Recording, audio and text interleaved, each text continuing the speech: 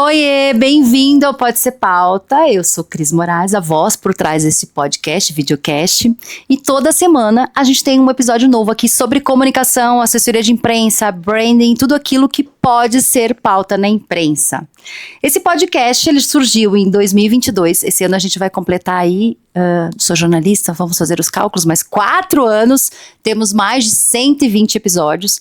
E eu fiz uma surpresinha para vocês que acompanham aqui o podcast. A gente tem vários episódios incríveis que a gente acabou, às vezes, não divulgando tanto o assunto, mas que são super atuais. Como eu vou fazer uma pausa e vou pregar aquilo que eu falo aqui, né? Porque já que eu falo, eu tenho que aplicar na prática. Eu vou fazer uma pausa de férias no mês de julho. Quem me acompanha sabe que eu sou mãe de 2, vou viajar com eles. Mês de julho é um mês bem intenso pra mim.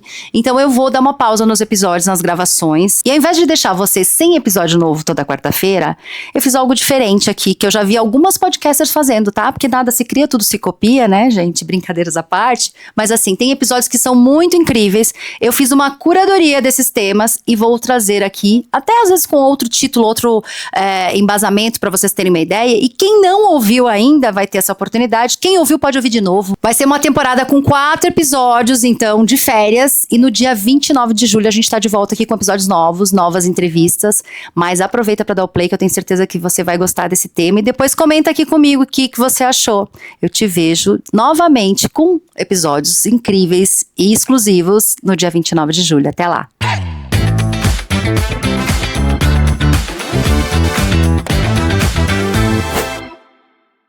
Olá, bem-vindo ao Pode Ser Pauta. Eu sou Cris Moraes e esse podcast surgiu das minhas inquietações de assessora de imprensa e relações públicas para falar sobre boas práticas e também trazer convidados para contar um pouco sobre os bastidores do jornalismo e também como fizeram a sua causa virar pauta na imprensa. Toda semana a gente tem um episódio novo, ou em áudio ou em vídeo aqui com algum convidado para falar mais sobre isso.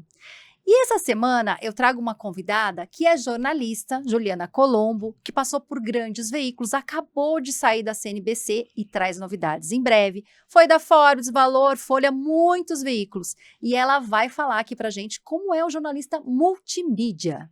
Mas antes disso, eu quero pedir para você acompanhar o podcast no nosso canal do YouTube e também na sua plataforma de áudio preferida. Seguir o canal, acompanhar que toda semana a gente tem ali um episódio às 7 horas, quarta-feira às 7 horas, mas também a gente vai ter uma novidade que eu conto mais para frente para vocês. Juliana, muito bem-vinda, Pode Ser Pauta. Obrigada, Cris. Estou muito feliz de estar aqui com você. Ai, que bom. A gente não se encontrou no Summit Press, mas daí surgiu a oportunidade de a gente conversar e num momento aí bem importante, né? Porque você está numa fase de transição de carreira, é isso, né? Tô numa fase de transição. Acabei de sair da CNBC, do Times, né? Licenciado exclusivo CNBC. Filhinho já tá andando, tá tudo bonitinho. Agora a gente vai para outro. Quanto tempo lá, Ju? 1 ano e 3 meses. Eu tô desde o começo. Peguei o lugar ali sem piso, sem tapete, sem nada. Falei com os estagiários, contratamos as pessoas, fiz tanta coisa legal, tanta coisa bacana, estou muito orgulhosa e esse projeto vai continuar decolando ainda. E aí eu vou agora para outras coisas que em breve eu vou contar para vocês, muito bacana, redação de economia também, porque eu gosto muito do jornalismo econômico e em breve a gente terá novidades. Que legal. E Ju, você se formou em jornalismo, começou nos veículos. Você fez o caminho tradicional, né? Porque você começou trabalhando na Folha, foi o seu primeiro... Menina, não, você sabe que eu comecei, não com assessoria, mas eu comecei numa empresa... Sempre alguém passa por uma agência antes de ir para jornalismo, né? Eu passei por uma agência. Máquina da Notícia, que hoje é Máquina, Cohen Wolf, né? Assim, super grande lá, com a Maristela. Da Maristela, né? E foi muito, muito importante. Eu fazia parte de um lugar que chamava Termômetro da Imprensa. A gente ia cedinho para lá, às 5 da manhã. Pegava o que o pessoal da clipagem colocava e para determinados clientes, a gente lia todos os jornais e tinha que mandar um texto até 8h30 da manhã, um resumo analítico. Então, eu tinha que meio que interpretar o que estava acontecendo ali e trazer memória. Por exemplo, um colunista que está falando, um dos nossos clientes, por exemplo, era o Banco Central do Brasil. Naquela época era 2003. Ai, meu Deus, não façam as contas. E aí eu tinha que ler o que estava escrito de economia. Imagina, todo mundo falando Lula 1, Henrique Meirelles, né, na presidência do BC, um tucano ali, o que estava fazendo ali, né? E aí tinha um monte de coisa falando núcleo de inflação, o que está escrito aqui? Eu tinha que colocar aquilo bonitinho, porque ia, inclusive, para o Henrique Meirelles. Então eu ficava, meu Deus, eu tenho que escrever bonito, tenho que não sei o quê. Imagina, estagiária, eu falava, meu Deus do céu. E ali que eu comecei a gostar do jornalismo econômico, porque eu queria entender. Então, depois eu fui fazer curso de economia por conta disso, né? De estar ali no termômetro da imprensa com vários clientes. A notícia de economia é muito legal, né? É super não para, legal, né? Exato. E aí eu saí, então, da máquina, fui para Londres estudar inglês e também economia. Aí, quando eu voltei, todas as redações foram redações de economia e negócios. Eu nunca mais saí e nem pretendo, porque eu amo demais, assim. Economia no nosso dia a dia é muito relevante, é muito importante. Finanças do dia a dia também. Eu trabalhei no Jornal Agora, que acabou finado, que né? acabou finado. E lá a gente não chamava economia, chamava grana. Ah, é verdade. A editoria grana. chamava grana. Então eu tinha, por exemplo, que explicar no texto o que a taxa Selic significava no bolso das pessoas. Então o Copom reduzia a taxa, eu falava quanto foi a redução, mas eu tinha que dizer assim, olha, minha senhora, no seu boleto ali da geladeira, vai ficar 30 centavos mais barato por conta dessa redução. Na época era ainda 30 dias que eles se reuniam, depois mudou para 45 dias. Então eu tinha que contar, cada mês esse pessoal aqui se junta para poder decidir a taxa média que todos os outros bancos vão cobrar. E isso tem impacto na sua geladeira, no seu boleto do seu carro, do que você tiver financiado. Então isso me deu muita bagagem, né, para aprender. Foi incrível. Daí, você sabe que os nossos mundos se cruzam, né? Porque assim, eu também vim do mercado financeiro, sabia? Eu trabalhei com a Expo Money. Você estava ainda, acho que já tinha acabado a Expo Money. Não, teve alguns anos. Você chegou em alguma Expo Money, não? Acho que sim, provavelmente. Então, eu era assessora de imprensa da Expo Money e eu também me apaixonei pelo mercado financeiro, porque quando você vê o impacto, né, disso na vida das pessoas, né? E essa coisa nevrálgica, né, assim, o mercado, aquela entidade, parece que é uma pessoa. Ai, meu Deus, o mercado tá nervoso, né? O que a gente precisa fazer? E nada mais é do que decisões que a gente toma na nossa vida no dia a dia, né? A gente tem que se decidir rapidamente se a gente vai comprar, se a gente vai vender, é o que a gente faz desde que a gente acorda. Vou ou não pra academia? O que eu faço? Durmo mais? É sempre assim, a mesma coisa. Ô, Juí, você tinha me sugerido, Cris, vamos falar sobre o jornalista multimídia. Bora, vamos falar. Então me conta, como que é, né, esse processo? Você estava contando aqui que você passou pelo jornalismo econômico num jornal tradicional, né? Como foi essa transição para ir para um canal multimídia? E você estava me contando um pouquinho que você fazia lá de entrevista, vídeo, você tem que pensar em tudo, né? Absolutamente tudo. Jornalista polvo. Jornalista polvo. Exatamente. Quando eu fazia jornalismo, a gente falava que era o abelha, quando tinha que sair com a câmera, o microfone, agora já é polvo, né? É polvo, tem que fazer de tudo. Porque, assim, com o digital, com a internet, a gente teve que se adaptar, né? E isso não é ruim, isso é muito bacana. Hoje em dia não tem mais aquela coisa de você ter aquela história no jornal impresso que você sai, você entrevista, e você volta, e você põe o seu café, e você bate o seu texto, e aquilo vai, e aquilo é impresso. Não tem mais isso. Se você sai, você vai sair com o seu celular, você sai com o microfone já para colocar, com uma luzinha se puder, e dali mesmo você grava vídeo, você faz alguma coisa, um teaserzinho para já as redes sociais de onde você trabalha, para o seu também pessoal, para colocar também, marcando alguém, faz o texto para a internet, e aí depois manda esse texto para ser impresso. Então, assim, não tem escapatória. E isso é muito bacana. Se por um lado muita gente fala na questão dos empregos, as redações elas estão mais enxutas, e isso é verdade, mas isso está acontecendo em todos os locais, por outro, você acaba se descobrindo fazendo muitas coisas interessantes, né? E tendo o poder de decisão muito mais rapidamente a ser feito. Então, por exemplo, para falar do último lugar onde eu trabalhei, o jornalismo de negócios, lá na Times Brasil CNBC, era economia e negócios. Então, como que a gente ia pensar aquelas pautas, né? A gente tem a TV. Então, uma entrevista vai para a TV. Aquela entrevista, ela já vai ser colocada no site e embedado o vídeo com aquela entrevista, porque assim você consegue ser melhor encontrado pelo Google, aquilo adiciona algumas coisas, você deixa a pessoa no site navegando mais tempo e você corta aquilo para as suas redes sociais e ainda você faz um post para o seu LinkedIn. Então é tudo organizado, é multimídia. Qualquer assunto pode virar multimídia. Antes a gente ficava, mas tem foto, mas tem vídeo, porque a gente precisava de uma parafernália muito grande. Quando eu estava na CNN, eu entrei lá desde o começo também, né? E a gente estreou dia 15 de março de 2020, 17 teve o shutdown da pandemia. A gente tinha feito todos os pilotos De tudo. E aí, a gente falou, a gente não consegue sair com a câmera, a gente não pode entrar nos lugares, eu não posso mais entrevistar ninguém. O que a gente vai fazer com aquilo, né? E era toda uma parafernália que a gente tinha que levar para qualquer lugar. E aí, então, a gente passou a fazer as entrevistas por Skype, né? Imagina, finado Skype, Meets, Zoom, a gente foi descobrindo tudo aquilo e entendendo que o mais importante era o conteúdo. O mais importante era o que a pessoa tinha a dizer. Era a notícia que você precisava. E naquele momento... O formato não importava. A gente não sabia o que estava acontecendo. Não importa, podia ser uma pessoa que estava na frente de um hospital, que um ente querido dela tenha falecido, e ela vai contar a emoção, porque ela não conseguia nem sequer enterrar aquele ente. Porque Nossa, não podia. Eu atendi muito hospital difícil, nessa não é? época, era Você atendia muito hospital? difícil. Acho que a gente se falou até quando você estava na CNN Menina, por causa disso. Todo dia falava com infectologista, e eu era produtora de economia. Esquece a economia. Nesse momento, a gente vai falar o que está acontecendo. A saúde, porque nem os médicos sabiam o que estava acontecendo direito. Não, com certeza. A gente tinha que fazer. Então, eu chorei. Quantas vezes eu chorei com muitas pessoas no telefone? Porque eu tinha que ouvir as histórias. E às vezes, elas não tinham para quem contar. Era tudo muito novo.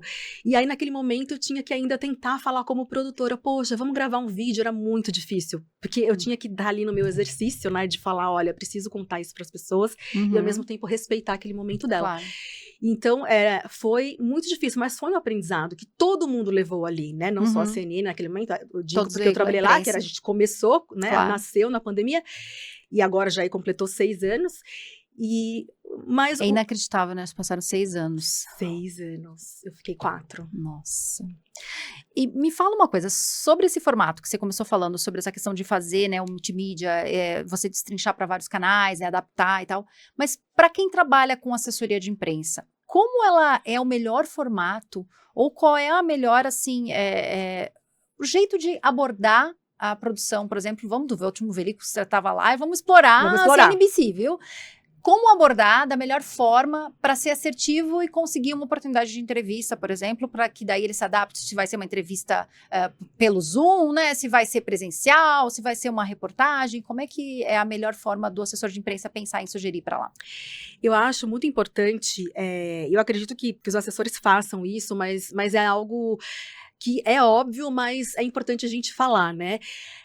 No YouTube, a CNBC tá ali, você pode assistir o tempo todo ao vivo, sem problema nenhum. E dentro do site também tem um bufferzinho que você consegue assistir. 15 minutos que você assiste de algum programa, alguma coisa, você já pega o jeito. Porque o formato ele vai se repetindo. E aí a abordagem, ela funciona muito mais quando ela é mais assertiva e mostra, porque todo mundo quer ter conexão. E se você faz uma conexão rapidamente, em poucos segundos, com aquela pessoa que você está abordando, você já ganha aquela pessoa. Não importa nem se a pauta é tão boa ou não, vocês vão discutir aquilo. Porque quando é boa, é muito óbvio, você pode falar qualquer coisa que aquilo vai, né, a gente acontecer. sabe, né? Não tem jeito. Mas quando você tem que trabalhar, fala assim, Ju, olha, eu assisti ontem no Real Time e eu vi que a Natália Ariede chamou uma entrevista sobre saúde, e foi tão interessante, porque ela falou disso. E eu tenho um cliente que fez e tal. Se você já fala que você assistiu, você falou o nome certo do jornal, você falou a apresentadora, é super interessante isso acontecer. Você já entende, né? Você já entende. E ali, quanto tempo você demorou para poder pegar isso? Você imagina, assessor de imprensa. A gente é comunicador, a gente em 2 segundos já sabe qual é o formato, o que acontece, o que funciona, o que não funciona. Sabe que eu fazia isso com o jornal antigamente? Quando eu via uma matéria, eu escrevia, falava, olha, porque jornalista tem ego, né, gente? Sim. Né? Gosta de um elogio, né? Gosta de falar, olha, li sua matéria, vi sua matéria, gostei. E, inclusive, eu acho que dá para fazer mais uma sobre isso e colocar meu cliente. Não, tem uma suíte que dá pra gente falar assim de outro jeito e não sei o quê. Tem tanta coisa para abordar, eu acho que isso já é um meio caminho andado. Agora, a gente não pode prescindir de você construir um relacionamento. É lógico que cada vez, assim, uma semana é outra semana é outra, acontece mesmo, né, dessa rotatividade, faz parte, isso não vai mudar. Então, o que a gente tem que fazer? A gente tem que construir, só que a gente pensa que demora muito tempo para isso acontecer. Ai, meu Deus, eu tenho que sair para jantar, eu tenho que sair para tomar café, eu tenho que pagar um sorvete. Para mim, sorvete funciona. Tô brincando. Ai, Luz, olha, eu já vou mandar sorvete para você, já tô sabendo. Tô brincando. E assim, às vezes é só. Eu chamo isso de última milha, sabe? Porque isso, inclusive, é bíblico, assim, você vai ali, sua última milha. Todo mundo, o meu tempo é igual ao seu tempo, que é igual ao de todo mundo. Claro. Meu tempo não é melhor, nem mais escasso do que o seu. A gente tem que se respeitar.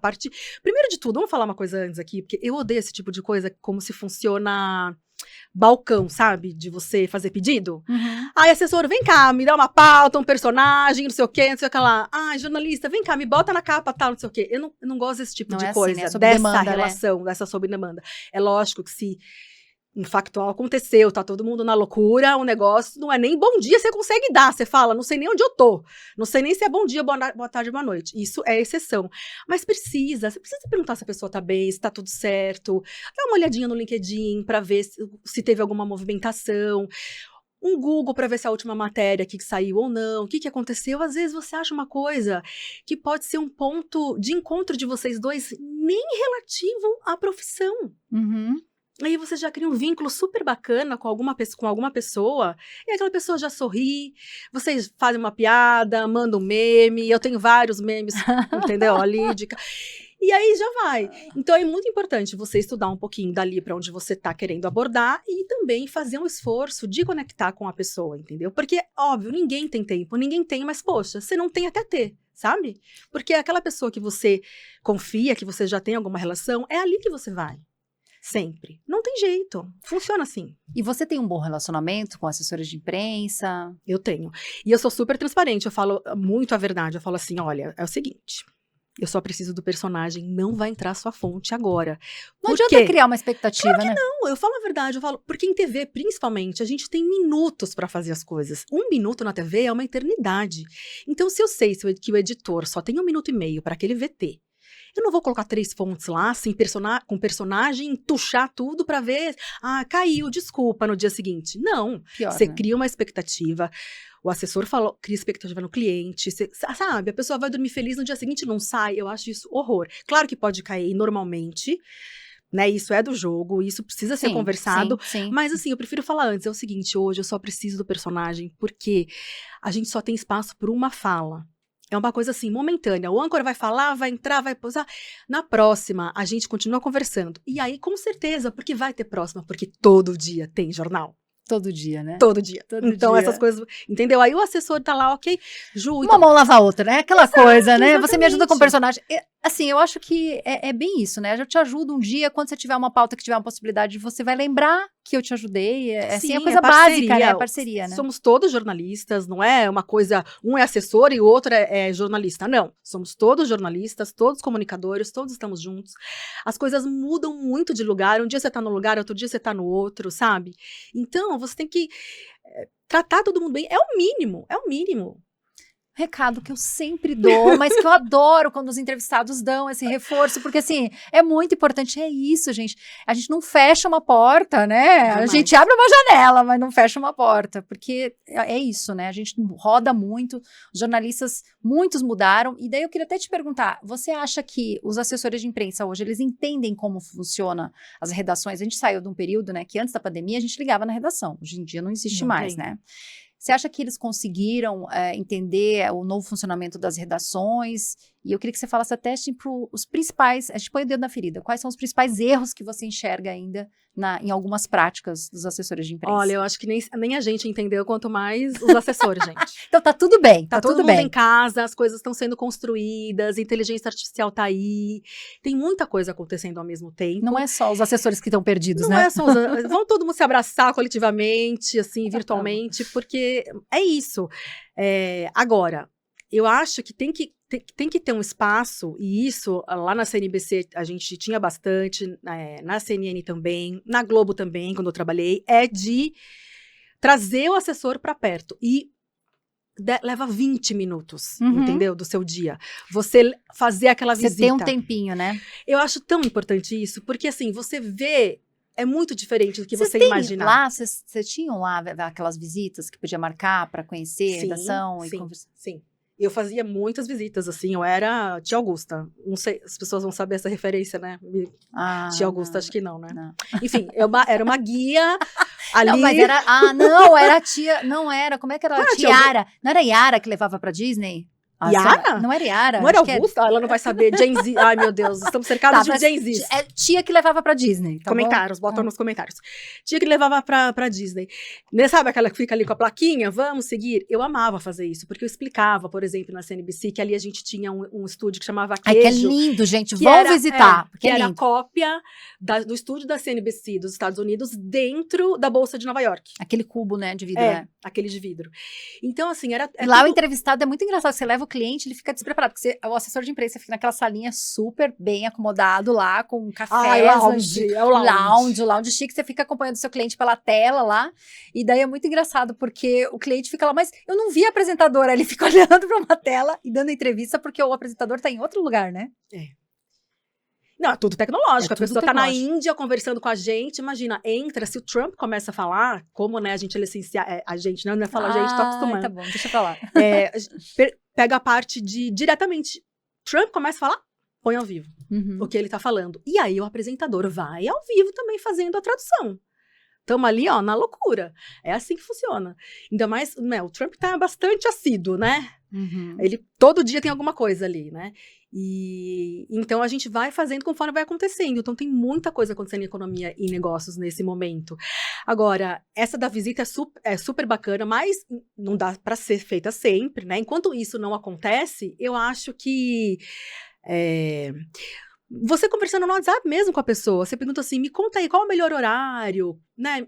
E eu acho que isso é uma coisa que você também vai meio que entendendo o que vai acontecendo, conforme você vai falando mesmo, né, com a pessoa, e criando ali um vínculo. Você pode perguntar, o que acontece muito, que eu vejo que as meninas da produção reclamam, é, por exemplo, assim, oi, tudo bem? E a pessoa não fala o que ela quer logo, porque é uma coisa assim, eu acho que a pessoa mais reclama é isso, oi, tudo bem? Nem se apresentou. Já te fala, oi, tudo bem? É a Cris Moraes, eu sou atendo fulano, tenho uma pauta e tal, né? Resume, dá o lead já, né? Exato. Dá o lead, né? Porque a gente capta a atenção nos primeiros segundos, não tem jeito, né? Porque a outra pessoa já chamou e não sei o que aconteceu. É assim, a nossa atenção, ela é dividida. Mas, de novo, eu falo, e é isso que eu brinco, que é a última milha, a gente precisa fazer um esforço. A gente tem que fazer um esforço, porque o que sai daquilo, desse esforço, é tão bacana. Eu tenho amigas, assim, que são incríveis, assessoras de imprensa, que a gente brinca muito e que eu fiz ao longo dessa loucura. E muitas vezes, nem pauta a gente fechou. Várias pautas tem vários amigos naufragaram, assim, não deram certo. Que não fecha a pauta. Não fecha, mas a gente tá junto. E é isso, tem que funcionar assim. A gente tem que achar um meio termo pra a gente conviver, porque a gente precisa um do outro. A gente é parceiro. Você tem ali o seu cliente com informações muito preciosas. E que às vezes nem ele sabe que ele tem coisas preciosas. Você, como jornalista que você vai primeiro ali fazer aquela... Eu ia te perguntar justamente isso. O quanto o assessor de imprensa também ajuda a trazer essas pautas? Muito, muito. Eu acho, assim, que é lógico que a gente entende que às vezes são muitos clientes, tem pouco tempo, às vezes a pessoa é um CEO, não tem tempo de conversar, mas é muito importante você, ali, detetive, raio-x no CEO, vem aqui, me conta tudo, qual a sua trajetória, o que você fez, o que você gosta, tudo. Porque ali vai ter ideias de pautas, coisas para você vender depois que você nem imaginava. Porque se esperar partir dele, às vezes ele acha que uma coisa é pauta e não é. E ele cria expectativa que aquilo vai estar na capa do jornal, da revista, e aquilo não é nem pauta. Aquilo ninguém quer saber. Ao passo que, por exemplo, alguma coisa porque ele passou na vida dele, até ele chegar onde ele chegou, é muito interessante. Tem muitos locais para você dividir isso, sabe? Porque as pessoas hoje, elas querem histórias. Humanos, né? A gente quer conectar. Nossa, o negócio das redes sociais é justamente isso. Tanto eu, anônima, quanto a Virgínia, que tem não sei quantos milhões aí de seguidores, a gente tem a mesma plataforma para colocar o que a gente quiser. Não tem um TikTok só para ela colocar a parte dela. A gente tem a mesma plataforma. Então, tá todo mundo sendo criador de conteúdo. Aproveitando esse gancho, vamos para os bastidores da Juliana, tá? Ela estava me contando e a gente stalkeou no Instagram ali, tem uma fotinho com o ator de The Chosen. Conte para nós como surgiu essa amizade. Cortando. Muito obrigada, Cris. Até a próxima. Menina, isso, olha só, foi muito bacana. Isso faz uns 2 anos, mais ou menos, eu tava numa depressão muito, muito forte, tinha me divorciado. Sabe quando você fala, ai meu Deus, Preciso que eu vou encontrar um fazer? sentido. Preciso encontrar um sentido. E aí eu fiquei há muitos anos, já antes, né, desses 2 anos, muitos anos buscando coisas. Eu sempre fui muito curiosa em relação à espiritualidade. Eu nasci e cresci católica, mas depois fui pro mundo, eu sei ler tarô, eu sei fazer mapa astral, eu sei fazer reiki, tudo que você pode imaginar, fui indo. Até que chegou um momento que eu comecei a estudar cabala e judaísmo. E estudar hebraico junto também, né? Porque tem que fazer direito as coisas. Hardcore. E aí eu decidi que eu ia ser judia. Eu falei assim, não, eu quero me converter, porque eu melhorei muito da depressão, comecei a entender muitas coisas aqui do Velho Testamento, como as coisas funcionam aqui. Cabala significa receber, né? Então a gente está aqui para receber, só que para a gente receber a gente precisa compartilhar. E nada mais é do que a gente se ajudar, do que a gente está aqui, que é justamente o que o Cristo também prega. Que é social, na verdade, um trabalho social, né? E aí, bom, você judia, tô nem aí, vai ficar estudando 1 ano e meio, não importa, vou procurar um rabino e vou fazer essa conversão. E eu tinha acabado de ser contratada pela Forbes, isso foi em 2023, em outubro, como editora-chefe do site. E eu lembro que eu marquei com o rabino 10 horas da manhã, no dia seguinte, segunda-feira, e 14 horas eu entrava na Forbes. E estou lá no domingo, preciso assistir alguma coisa, preciso assistir uma série, estou muito ansiosa, muitas coisas amanhã acontecendo, e olho lá, The Chosen, a série. Daí eu falei assim, The Chosen, o que será que é isso? Procurei a série sobre Jesus. Eu falei, não, Jesus, poxa vida, né? Eu vou ser... Acho que Jesus não tem aqui no Velho Testamento, não sei se é o momento, não sei o quê, mas eu vou assistir, deve ser uma coisa, né, pra dormir bem, pelo menos vai ter uma mensagem boa. É leve. Menina, quando eu comecei a assistir, na primeira cena, que o Jesus fala uma frase que minha avó sempre me falou desde pequena, que é Isaías 43, que é, não temas, você é minha. O Jesus, ele abraça a Maria Madalena, e nessa hora, vou até olhar pra câmera, nessa hora, se você acabou de entrar aqui, isso é uma entrevista de comunicação. A gente está entrevistando a Juliana Colombo, mas tem um momento aí pessoal. Um momento pessoal, gente. E isso define toda a minha vida e a minha trajetória a partir desse momento. Eu caí no chão, comecei a chorar. Eu falei, não vou mais ser judia. Não. No dia seguinte, Rabino, muito obrigado, Deus te ilumine. Fui para a igreja, conversei com o padre, fiz a minha confissão, atendi a missa e desde então, aí voltei, comecei a assistir toda a série, e aí entrei em contato com o The Chosen e falei, olha, queria muito entrevistar o Jonathan Rumi, que é o ator que faz o Jesus e tal, eu sou da Forbes, queria colocar alguma coisa assim, falar de negócios, né, porque a série é feita por meio de crowdfunding, que é vaquinha virtual. Então, é a galera que bota o dinheiro e eles fazem, não tem um grande estúdio por trás. E eu achei uma história incrível. Não, para economia, perfeito. Ia ser ótimo. Falei assim, eu sou editora-chefe mesmo, vou botar aqui, pronto. Aí, bom, a assessora me disse, que bom, nós estamos indo para o Brasil em março, você consegue entrevistá-lo pessoalmente. Nós vamos fazer, né, a exibição da 4ª temporada. São 7, vai terminar, eles vão começar a gravar agora a 7ª, que é com a ressurreição, acabou de gravar a crucificação. E aí, entrevistei, e ele também é católico, e a gente se conectou, é uma pessoa maravilhosa, eu rezei o Pai Nosso com ele, dei presente para ele, enfim, conversamos muito a respeito disso, e desde então conheci muita gente do The Chosen, em volta, fãs, pessoas do entorno do The Chosen, que me ajudam muito com essa minha parte espiritual, nós rezamos o terço, nós estamos todas juntas, conectadas, são pessoas do mundo inteiro, então eu rezo em inglês, a minha Bíblia é em inglês e português. Meu Deus. Enfim, e aí foi isso. Aí vocês viraram amigos, ficaram próximos agora, né? Não sei, não falo da minha vida pessoal. Fala pouco. Mas que demais, eu gosto de saber, porque assim, essa questão pessoal é até pra se conectar. A gente tá num programa aqui que vou ter assessora de imprensa e tal, né? Já sabe que ela gosta de sorvete, mas ela vai receber só Loloslos, tá? Já tô falando aqui, não adianta querer mandar sua marca, só Loloslos, né? Sim. Você vai virar embaixadora, inclusive. E conhecer esse teu lado também, né? Espiritual, o quanto você é dedicada. Eu acho que a gente consegue ter um pouco da percepção quem é a Juliana Colombo. Totalmente, assim... Se você ver meu Instagram, todo dia tem uma mensagem a respeito disso, porque modificou muito a minha vida, porque eu decidi não seguir só uma religião. Eu decidi realmente viver como esse ser humano que viveu há 2000 anos atrás viveu. E o que ele dizia era muito tranquilo. A gente que fica complicando, sabe? E ele só diz assim, você tem que amar o próximo como se ama você mesmo, entendeu? Você tem que tratar bem as pessoas, você tem que estar junto delas. E você vai sofrer, todo mundo aqui tá pra sofrer. A Luna vai rir, que eu falei no carro, que mal não faz, né, gente? Eu falei, porque o meu Spotify, então eu vou te confessar aqui uma coisa, meu Spotify, eu escutei tantas músicas religiosas nos últimos tempos, porque eu fiz um encontro de casais com Cristo e tal, e daí, o recado de quem foi do Spotify? Padre Marcelo. Esse foi o meu recado, sabe? Adoro. Quando vai lá, o que mais escuta. Gosto muito dele, teve uma depressão muito forte também. Sim. E é difícil, porque a gente, assim... Ele foi precursor, né, de trazer a juventude, né, pra igreja. Não, mas... Muito bom. É muito Ju, bom. Voltando aqui pro nosso assunto agora, mas eu adorei saber. Obrigada por compartilhar aí, né, porque eu sei que é um lado seu pessoal. Como que você vê, agora você vai em breve contar pra gente, né, onde você vai entrar, mas assim, como você vê o futuro do jornalismo aqui pra gente encerrar e antes a gente ir pra um quadro novo, especial? O futuro do jornalismo é um futuro de experiências, em que o próprio jornalista também tá junto, fazendo um pouquinho, não parte das notícias, mas parte de como contar essas notícias. Então você tem o jornalista que sai da redação e vai com seu celular fazer as gravações para as redes sociais, né? Aquele polvo que a gente estava brincando.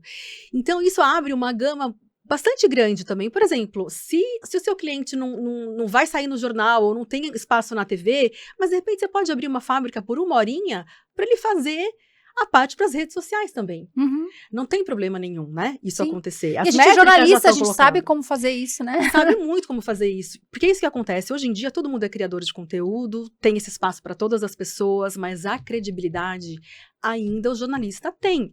Porque você pode explorar, pode fazer o que for, mas as pessoas têm que saber que lá pode voltar naquele veículo, que ali vai estar tudo apurado, vai estar tudo passado por pessoas que estão junto ali, para que a notícia não seja fake news. Produzir, todo mundo produz. Todo mundo bota ali, liga a câmera, fala o que quiser. Mas o que está certo, o que uma empresa quer passar, o que ela está ali dizendo que está acontecendo, e o jornalista sendo o tradutor daquilo, e essa parceria super funcionando, isso ninguém vai tirar. Nunca. Vem inteligência artificial que for, venha todas as produtores de conteúdo, influenciadores, o que vier. A gente vai ter que coexistir, mas a credibilidade do jornalismo sempre vai existir, sempre. Que demais. Ju, vamos inaugurar um quadro aqui com você, tá? Vamos.